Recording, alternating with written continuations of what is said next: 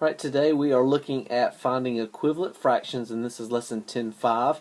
And this is actually one of my favorite fractions lessons, is because equal fractions can be kind of neat, and it's also neat to find patterns in equivalent fractions. And so we're going to look at how some fractions can have a different denominator and a different numerator, but they can be the same, they can be equal.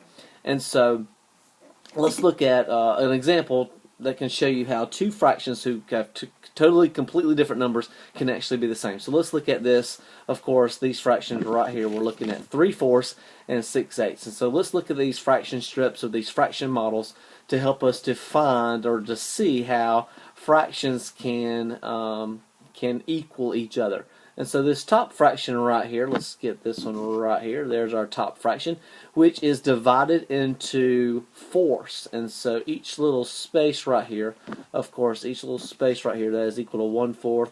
That is also equal to a fourth. That is equal to a fourth. And that's a total of 3/4 is what's shaded in. Now let's also look at this bottom one. Let's look at this bottom one. Let's look at this bottom one right here. So this one, of course, is equal to, or it's been divided into, is it 8? Yes, 8. So there's 1, 2, 3, 4, 5, 6 eighths, or 6 out of 8, which 2 are not shaded. So we have 6 eighths and 3/4. But notice what we're looking at here, and this is what I think is so cool, is that 3/4 and 6 eighths are equal. If I can draw that line right there. They are equal. They are equal in length. They are the same size.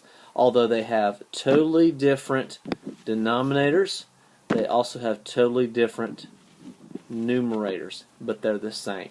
So let's see if we can find some patterns. Can you see any patterns in here? So let's look at the first, let's look at the denominator, of course.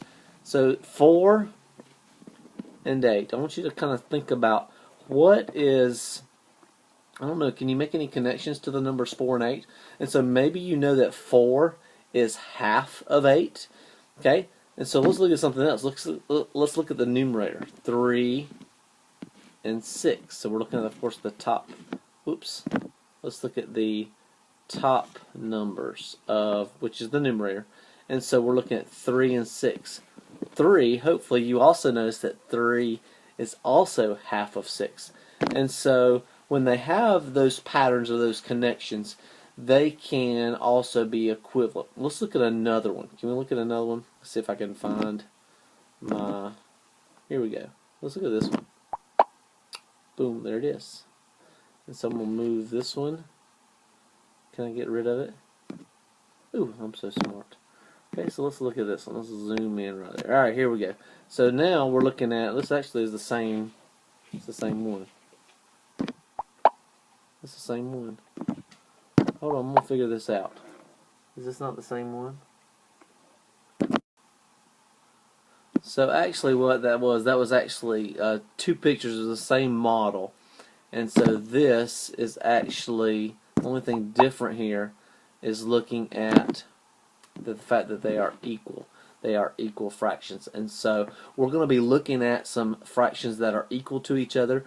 And so I want you to notice those relationships between the numbers, the numerators and then the denominators. See if you can find any relationships. And when there's a relationship, then hopefully you'll be able to see that they're that helps you to be able to determine if they're equivalent or not.